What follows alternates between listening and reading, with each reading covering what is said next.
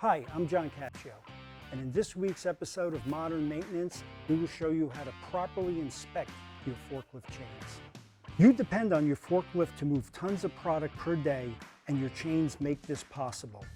If your forklift chains break, your operator and all nearby personnel are in danger from the load free-falling to the ground.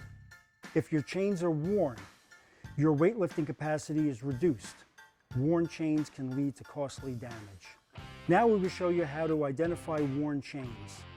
Raise your forks and check all the chains for equal tension. If safe, raise forks fully and then lower. Check for wobbling, damage, rust, and listen for grinding and squealing.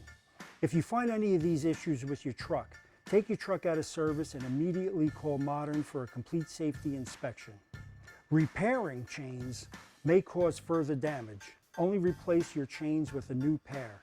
How do you know when you should have your chains adjusted? Tilt the mast 90 degrees with the forks horizontal. Then lower your carriage completely. If the forks touch the floor, adjustment or replacement is needed.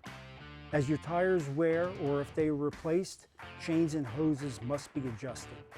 If there are any issues with your chains or you would like us to inspect your fleet, Modern is here to help.